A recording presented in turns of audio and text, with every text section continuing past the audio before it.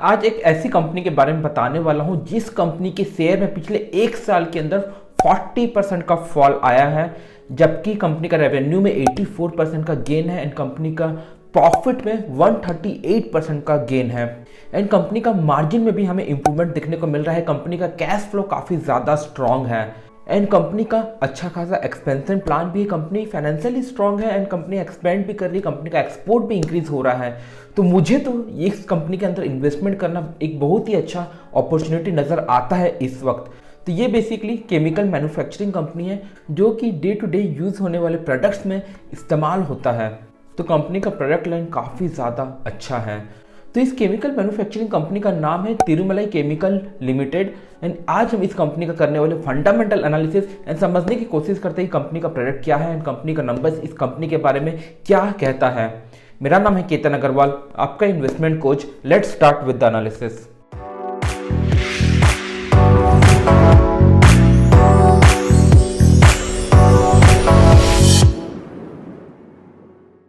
तो आगे बढ़ते हैं एनालिसिस के साथ एंड आगे बढ़ने से पहले आपको बताना चाहूँगा यह वीडियो किसी भी प्रकार का बाय या तो सेल रिकमेंडेशन बिल्कुल भी नहीं है। हम सिर्फ और सिर्फ इस कंपनी का एनालिसिस करने वाले हैं एंड आपको बाय करना है या नहीं करना वो आपके ऊपर है। दूसरा, अगर आप चैनल पर नए हैं तो चैनल को जरूर से सब्सक्राइब कर लेना एंड कृपया करके बेल आइकन को दबा देना ताकि आपसे ऐसी इंफॉर्मेटिव वीडियो फ्यूचर में कभी भी मिस ना हो जाए। तो आगे बढ़ते हैं एनालिसिस के साथ। तो आज की इस एनालिसिस में हम 4 मेजर टॉपिक्स को कवर करेंगे। सबसे पहला तो कंपनी का इंट्रोडक्शन, जहां पे मैं आपको कंपनी का प्रोडक्ट लाइंस के बारे में बताऊंगा। दूसरा, हम कंपनी का मेजर हाइलाइट्स भी कवर कर लेंगे जो कि इंट्रोडक्शन का ही पार्ट है। उसके बाद सेकंड मेन टॉपिक आता है फाइनेंशियल्स, कंपनी का नंबर्स को हम देखेंगे। तीसरा, हम कंपनी को टेक्निकली देखेंगे, कंपनी का टेक्निकल एनालिसिस देखेंगे एंड चौथा, मैं अपनी पर्सनल ओपिनियन आपके साथ शेयर करूंगा। तो आगे बढ़ते हैं वीडियो के साथ। सबसे पहले हम कवर कर लेते हैं कंपनी का इंट्रोडक्शन। तो जैसा कि मैंने आपको बोला, तिरुमलाई केमिकल लिमिटेड केमिकल के बिजनेस में तो कंपनी का 4 मेन प्रोडक्ट का कैटेगरी है। सबसे पहला तो फैलिक एनहाइड्राइड, दूसरा मैलिक एसिड, तीसरा फ्यूमेरिक एसिड एंड चौथा फाइन केमिकल्स।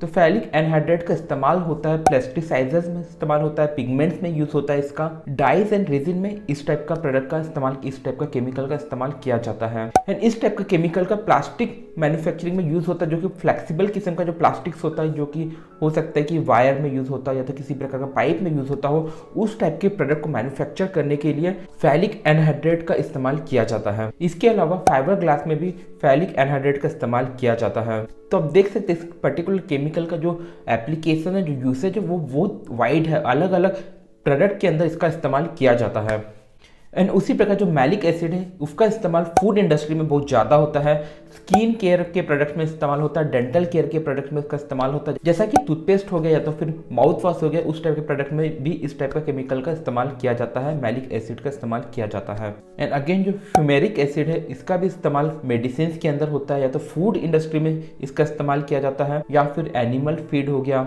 या फिर फूड एडिक्टिव हो गया, तो बेकरी जैसे आइटम में भी फ्यूमेरिक एसिड का इस्तेमाल किया जाता है। तो यहाँ पे आप देख सकते हो जो भी कंपनी का प्रोडक्ट लाइन है वो बहुत सारे इंडस्ट्रीज को, अलग अलग इंडस्ट्रीज को, अलग अलग प्रोडक्ट को टारगेट करता है, जो कि काफ़ी अच्छा है इस कंपनी के लिए।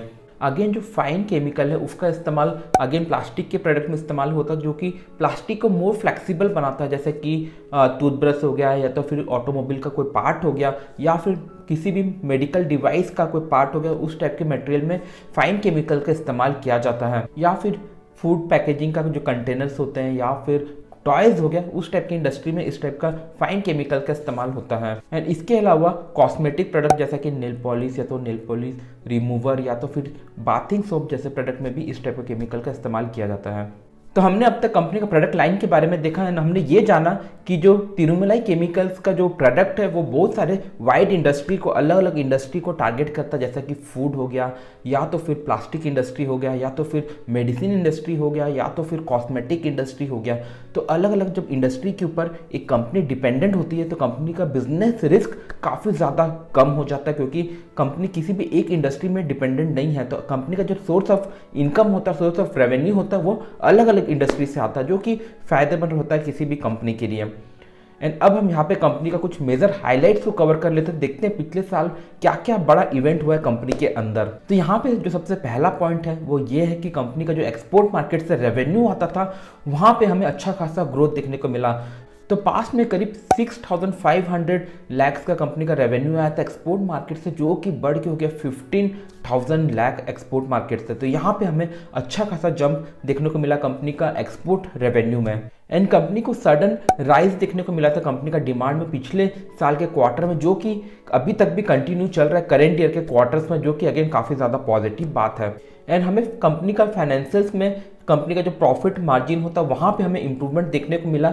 एंड उसका रीज़न ये है कि कंपनी अपना कॉस्ट ऑफ मैन्युफैक्चरिंग कम कर दी है, क्योंकि कंपनी अपना जो कॉस्ट ऑफ पावर था उसको कंपनी रिड्यूस कर पाई है। एंड उस वजह से कंपनी का कॉस्ट ऑफ प्रोडक्शन कम हुआ है एंड कंपनी का प्रॉफिट मार्जिन बढ़ गया है। तो उसको आगे हम कवर करेंगे कि किस तरह से कंपनी का प्रॉफिट मार्जिन पास्ट के कंपेरिजन से इंक्रीज हो गया है। एंड कंपनी का जो फैलिक एनहाइड्राइड का प्लांट है वहाँ पे कंपनी का प्रोडक्शन ज़्यादा इंक्रीज हुआ है एंड उस वजह से कंपनी का कॉस्ट ऑफ प्रोडक्शन भी डिक्रीज हो गया है, जो कि अगेन फायदेमंद सिचुएशन वाली बात है। तो यहाँ पे अचानक से इतना ग्रोथ क्यों मिला कंपनी को? तो हुआ कुछ ऐसा था कि जो पास्ट में ग्लोबल सप्लाई चेन में जो प्रॉब्लम आया था उसकी वजह से क्या हुआ कि बहुत सारे जो डोमेस्टिक प्लेयर्स थे जो कि केमिकल को इंपोर्ट करते थे दूसरे कंट्री से, वो अब क्या करने लगे कि डोमेस्टिकली उसको खरीदने लगे। एंड उस वजह से तिरुमलाई केमिकल को काफ़ी ज़्यादा फायदे देखने को मिला। तो यहाँ पे जो हमें सडन राइज देखने को मिला कंपनी के प्रोडक्ट के डिमांड में, उसकी वजह से कंपनी का जो प्रॉफिट मार्जिन इंप्रूव हो गया, कंपनी का कैश फ्लो भी इंप्रूव हो गया।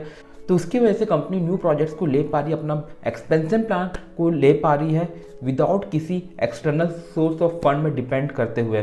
तो ये अगेन काफ़ी ज़्यादा पॉजिटिव बात है। And company recently European market and American market में फोकस करना ज़्यादा स्टार्ट किया है, उसकी वजह से कंपनी का डिमांड में अच्छा राइज देखने को मिला एंड कंपनी का कॉस्ट ऑफ मैन्युफैक्चरिंग भी कम हुआ है।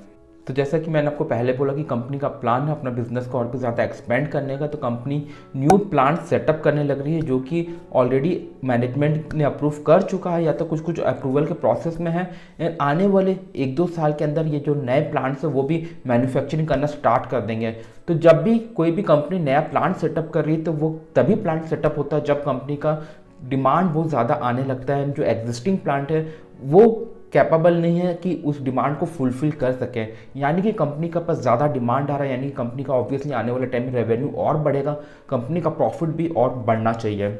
एंड यहाँ पे तिरुमलाई केमिकल के जो भी कस्टमर्स है, जो भी क्लाइंट्स है, उन सारे क्लाइंट्स ने भी इंटरेस्ट दिखाया अपने बिजनेस को एक्सपेंड करने के लिए। तो अगर तिरुमलाई कंपनी के क्लाइंट्स का बिजनेस एक्सपेंड होता है तो ऑब्वियसली उनका भी ज़्यादा डिमांड आएगा प्रोडक्ट के लिए एंड उसकी वजह से कंपनी का तिरुमलाई केमिकल कंपनी का अच्छा फायदा देखने को मिल सकता है। यहाँ पे हाई ग्रोथ एक्सपेक्ट किया जा रहा है आने वाले कुछ सालों में।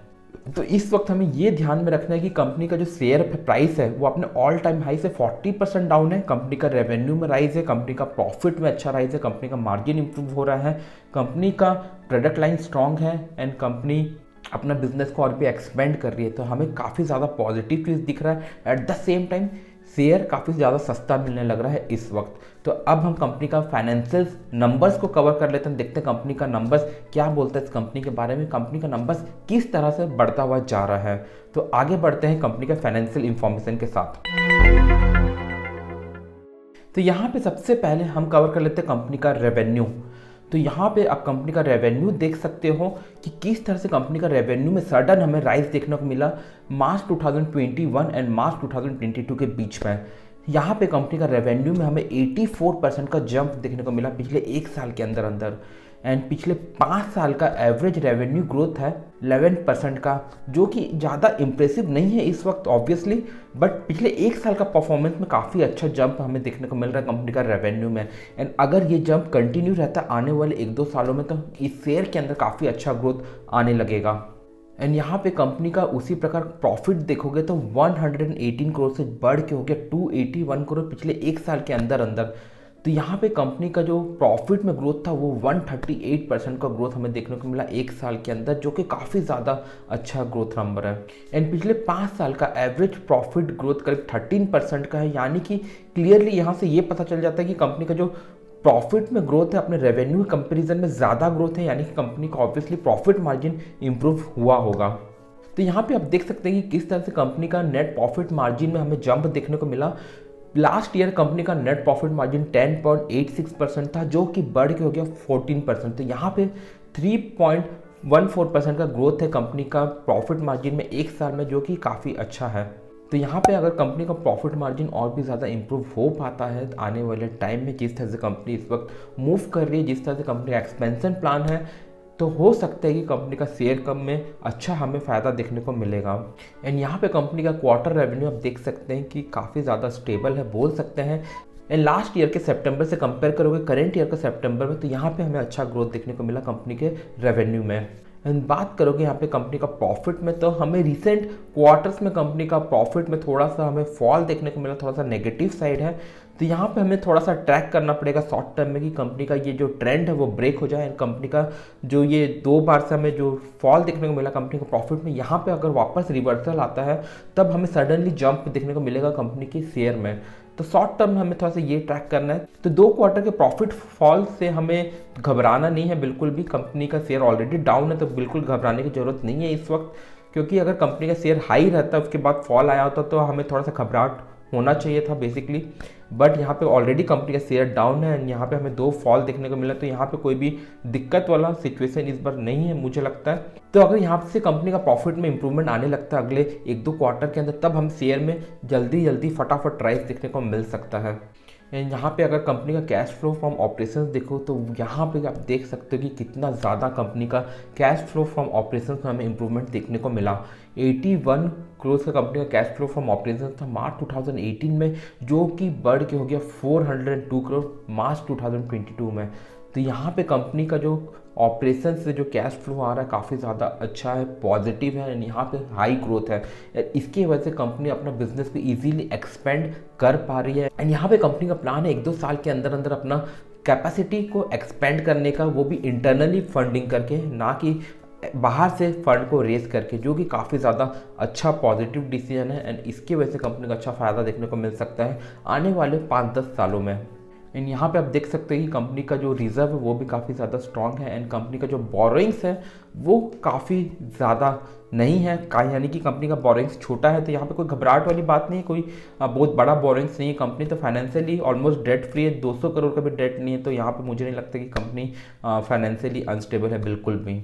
तो ये था कुछ कंपनी का नंबर्स है। यहाँ पे हम कंपनी का रेशियोज को थोड़ा सा कवर कर लेते हैं। तो यहाँ पे आप देख सकते हैं, जैसे कि मैंने आपको बोला, कंपनी का नेट प्रॉफिट मार्जिन 14% का है एंड यहाँ पे ऑब्वियसली हमें कुछ सालों में इंप्रूवमेंट देखने को मिला, जो कि पॉजिटिव साइन है। कंपनी का रिटर्न ऑन कैपिटल एम्प्लॉयड 35% का, यानी कि कंपनी जो भी फंड को इन्वेस्ट की है अपने बिजनेस में, उस फंड से कितना रिटर्न जनरेट कर पा रही है, तो वो है 35% का रिटर्न जनरेट कर पा रही है, जो कि अगेन इंडस्ट्री के हिसाब से है एक अच्छा नंबर है ये 35%। एंड कंपनी का पी रेशियो देखोगे तो 8.02% का है एंड अपने इंडस्ट्री से काफ़ी ज़्यादा डाउन है इस वक्त। तो यहाँ पे कंपनी ऑब्वियसली सस्ता मिलने लग रहा है इस वक्त। एंड कंपनी का जो बुक वैल्यू पर शेयर है 116 का है। कंपनी का करेंट मार्केट प्राइस जो है शेयर का वो अराउंड 200 रुपीज़ का है। तो यहाँ पे प्राइस टू बुक वैल्यू भी काफ़ी ज़्यादा लो है, यहाँ पे बिल्कुल भी शेयर ओवर वैल्यूड तो नहीं है। एंड जिस तरह से कंपनी का परफॉर्मेंस में इंप्रूवमेंट आ रहा है एंड कंपनी का जो शेयर वो सस्ता भी मिल रहा है, तो एक अच्छा मुझे लगता है कि एंट्री पॉइंट है करेंट मार्केट प्राइस में। एंड अभी हम टेक्निकली भी देखेंगे कंपनी को, तो आपको समझ में आएगा क्यों एक अच्छा एंट्री पॉइंट हो सकता है करेंट मार्केट प्राइस में।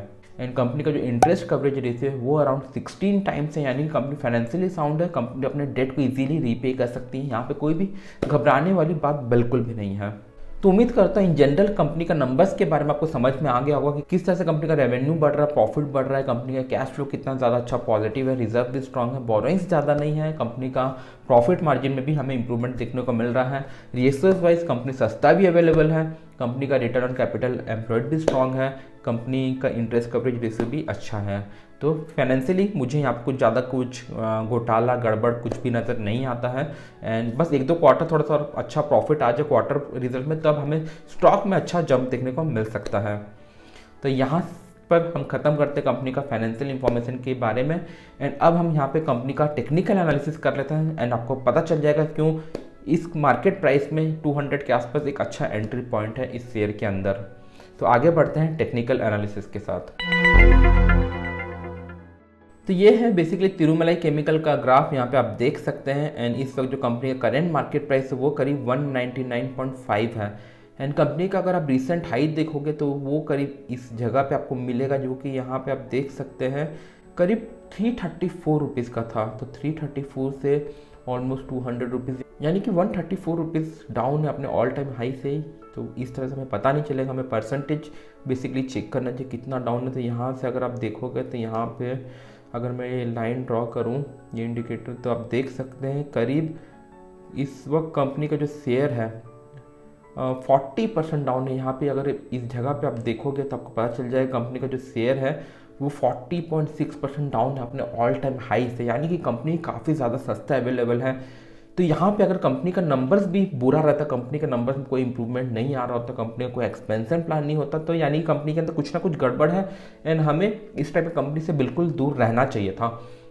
बट क्योंकि कंपनी यहाँ पे गिर चुका है, यानी कि अच्छा खासा करेक्शन आ चुका है, एट द सेम टाइम हमें नंबर्स में कोई प्रॉब्लम नज़र नहीं आ रहा है, नंबर से पॉजिटिव ही साइड जा रहा है, तब हमें इसका फ़ायदा क्यों नहीं उठाना चाहिए? इसका फ़ायदा ज़रूर उठाना चाहिए जो मुझे लगता है। बट ध्यान रखें, आपको अपनी एनालिसिस करना बहुत ही ज़रूरी है किसी भी प्रकार का इन्वेस्टमेंट करने से पहले, या फिर आप अपने इन्वेस्टमेंट एडवाइज़र से ज़रूर कंसल्ट करें किसी भी प्रकार का इन्वेस्टमेंट करने से पहले। मेरी बात सुन के कोई भी इन्वेस्टमेंट डिसीजन कभी भी ना लें। हो सकता है कि मैं कुछ गलत बोल रहा हूँ, हो सकता है कि कुछ मैं इंफॉर्मेशन नहीं देख पा रहा हूँ, तो आप अपनी एनालिसिस ज़रूर करें। अगर आपको संतुष्टि लगे तभी इन्वेस्टमेंट करें, या तो फिर बिल्कुल भी ना करें। तो यहाँ पे अगर आप देखोगे, यहाँ पे टेक्निकली भी हम देखते हैं लाइन को ड्रॉ करके, तो आप देख सकते हैं इस पर्टिकुलर पॉइंट में एक अच्छा सपोर्ट लेवल है। यहाँ पे आप देख सकते हैं, जो यहाँ पे मैंने अभी लाइन ड्रॉ किया, तो काफ़ी ज़्यादा अच्छा सपोर्ट है इस पर्टिकुलर एरिया में। ठीक है, यहाँ पे रेड लाइन कर देता हूँ मैं, तो आपको इजीली दिखेगा। तो यहाँ पे आप देखिए कितना स्ट्रॉन्ग सपोर्ट है ये 200 के लेवल पे। यहाँ पे पहले भी शेयर आके वापस रिवर्स हुआ है, अभी फिर से रिवर्स होता हुआ हमें नज़र आ रहा है इस पर्टिकुलर पॉइंट से 200 के आसपास से। तो मुझे नहीं लगता कि शेयर को यहाँ से ज़्यादा नीचे गिरना चाहिए। अगर यहाँ से किसी भी कारण से गिरता है तो मेरे ख्याल से मैक्सिमम ये और यहाँ तक जा सकता है अराउंड और 20-25 रुपीज़, एकदम बुरे से बुरे हाल में यहाँ तक आ सकता है, जो कि मुझे नहीं लगता है कि आएगा, बट बुरे से बुरे हाल में यहाँ तक आ सकता है। बट एनीवेज मुझे लगता है कि एक स्ट्रॉन्ग सपोर्ट के आसपास है, तो एक अच्छा एंट्री पॉइंट मेरे राय में लगता है मुझे इस वक्त। तो हो सकता है कि आने वाले कुछ महीनों में हमें अच्छा राइज देखने को मिले, या तो फिर क्वार्टर रिजल्ट थोड़ा सा पॉजिटिव आ जाए, कंपनी का प्रॉफिट वापस से बढ़ जाए पहले के कंपैरिजन में, पिछले 2 क्वार्टर के कंपैरिजन में, तब हमें यहाँ पे अच्छा खासा जंप देखने को मिल सकता है। तो मुझे लगता है कि थोड़ा सा तो रिस्क लेना बनता है इस पर्टिकुलर प्राइस रेंज में। तो टेक्निकली मुझे लगता है कि अगर ये कंपनी इस लेवल को ब्रेक कर दिया 216 यहाँ पे आप देख सकते हो ऑन द अपसाइड, अगर कंपनी इस लेवल को ब्रेक करता है, इसके ऊपर जाता है 216, तब हमें और भी पॉजिटिव हो रहा है ये stock, positive pay confirmation basically मान सकते हैं कि कंपनी अब ऊपर जा सकता है। कंफर्मेशन होगा बेसिकली अगर ये शेयर 216 ऑन द अपसाइड अगर ब्रेक कर देता है तो वहाँ पे मुझे लगता है कि पक्का आपको एंट्री कर लेना चाहिए अगर वो रेजिस्टेंस 216 का अगर ब्रेक करता है तो ध्यान रखिए, ये मेरी पर्सनल ओपिनियन है, मैं आपको बाय का रिकमेंडेशन नहीं दे रहा हूँ। मैं जो बोल रहा हूँ कि आप परचेस कर सकते हैं, बट ध्यान रखिए आपको अपनी एनालिसिस करनी जरूरी है। मेरी बात सुन के कोई भी परचेस कभी भी ना करें। तो ये था कंपनी का टेक्निकल एनालिसिस एंड उम्मीद करता हूँ आपको समझ में आ गया होगा क्यों करंट मार्केट प्राइस में एक अच्छा एंट्री है, क्योंकि कंपनी स्ट्रॉन्ग सपोर्ट के आसपास इस वक्त प्ले कर रहा है एंड यहाँ से 16 रुपीज़ अब कंपनी का रेजिस्टेंस है। अगर वो ब्रेक हो जाता है तब हमें अच्छा खासा राइज देखने को मिल सकता है। बट मुझे लगता है कि कोई भी प्रकार का किसी भी प्रकार का बड़ा मूवमेंट इस स्टॉक के अंदर तभी आएगा जब एक बार क्वार्टर रिजल्ट पॉजिटिव आ जाए। ऑन द डाउन साइड मुझे लगता है कि मैक्सिमम ये 25 रुपीज़ और यहाँ से गिर सकता है, यानी कि करीब करीब 10% और गिर सकता है, जो कि काफ़ी बुरे से बुरे सिचुएशन में गिरेगा। इतना इजी नहीं है यहाँ से और 10% गिरना, क्योंकि ऑलरेडी स्टॉक अपने ऑल टाइम हाई से 40% डाउन है। तो डाउन साइड ज़्यादा रूम नहीं है, but on the up side काफ़ी ज़्यादा स्पेस है। कंपनी में पोटेंशियल भी काफ़ी ज़्यादा स्ट्रॉन्ग है। रिसेंट ईयर्स में हमें अच्छा परफॉर्मेंस देखने को मिला है। तो यहाँ पे हम खत्म करते हैं कंपनी का टेक्निकल एनालिसिस एंड जल्दी से मैं अपनी पर्सनल ओपिनियन आपके साथ शेयर कर देता हूँ। तो स्टार्ट करते हैं पर्सनल ओपिनियन से। तो यहाँ पे मैं ज़्यादा से ज़्यादा इन्फॉर्मेशन आपको ऑलरेडी बोल चुका हूँ। ऑब्वियसली यहाँ पे कंपनी का प्रोडक्ट लाइन को हमें ध्यान रखना है कि कंपनी वाइड इंडस्ट्री को टच करती है, अलग अलग इंडस्ट्री को टच करती है, तो ये काफ़ी ज़्यादा पॉजिटिव हो जाता है। रिसेंट क्वार्टर्स में या तो रिसेंट ईयर्स में कंपनी का एक्सपोर्ट मार्केट में अच्छा बिजनेस रहा है, कंपनी का एक्सपेंशन प्लान भी है, कंपनी यूरोप एंड यूएस जैसे मार्केट को टारगेट करने लगी है, कंपनी के जो खुद के कस्टमर्स हैं उनका भी एक्सपेंशन प्लान है, तो उसकी वजह से कंपनी का प्रोडक्ट का डिमांड और भी बढ़ सकता है आने वाले टाइम में। कंपनी का नंबर्स काफ़ी ज़्यादा अगेन इम्प्रेसिव बोल सकते हैं। कंपनी का रेवेन्यू राइज हो रहा है, प्रॉफिट राइज हो रहा है, मार्जिन इंप्रूवमेंट हो रहा है, कंपनी का रिजर्व स्ट्रॉन्ग है, बोरोइंग्स ज़्यादा नहीं है, तो यहाँ पे भी काफ़ी ज़्यादा पॉजिटिव है। कंपनी सस्ता भी अवेलेबल है, टेक्निकली भी अच्छा प्राइस रेंज में है। तो मेरे राय पे अगर आप परचेस करते हो इस पर्टिकुलर प्राइस रेंज में 200 के आसपास, तो 10% का यहाँ पे मेरी ओपिनियन के हिसाब से 10% का आप स्टॉप लॉस लगा के रिस्क ले सकते हो लॉन्ग टर्म में, यानी कि 10% ऑन द डाउन साइड आप टारगेट कर सकते हो कि अगर गिर गया तो अब आप उससे एग्जिट कर जाओगे। एंड अप साइड मुझे लगता है कि एटलीस्ट आप लोग आराम से 30 to 35% तो टारगेट कर ही सकते हो इस पर्टिकुलर स्टॉक में, क्योंकि कंपनी 40% डाउन है इस वक्त, तो 30% का टारगेट 200 से यानी कि 260 रुपीज़ का टारगेट को मुझे बड़ा टारगेट नज़र नहीं आ रहा है। ऑन द डाउन साइड 10% के अगर नीचे जाता है तब आप उससे इस पर्टिकुलर कंपनी से एग्जिट कर सकते हो। तो मुझे यहाँ पे जो रिस्क एंड रिवॉर्ड का जो रेशियो है वो काफ़ी ज़्यादा अच्छा लग रहा है। तो ये मेरी पर्सनल ओपिनियन है, अगेन फिर से मैं आपको रिपीट कर देता हूँ। तो यहाँ पे एंड करते हैं इस वीडियो को। तो उम्मीद करता हूँ आज की यह वीडियो आपको काफ़ी ज़्यादा इन्फॉर्मेटिव लगी होगी एंड आपको एक अच्छा इन्वेस्टमेंट अपॉर्चुनिटी भी नज़र आया होगा एंड कुछ ना कुछ नया सीखने को तो ज़रूर मिला होगा। अगर वीडियो आपको पसंद है तो वीडियो को ज़रूर से लाइक करना, दोस्तों के साथ ज़रूर शेयर करना, उनका भी हो सकता है कि कुछ फ़ायदा हो जाए। एंड चैनल पे नए हो तो चैनल को जरूर से सब्सक्राइब कर देना एंड कृपा करके बेल आइकन को दबा देना। चलिए चलता हूँ, दोबारा मिलूंगा अगले हफ्ते एक नई वीडियो के साथ एंड ढेर सारी नई इन्फॉर्मेशन के साथ। Bye, take care, enjoy.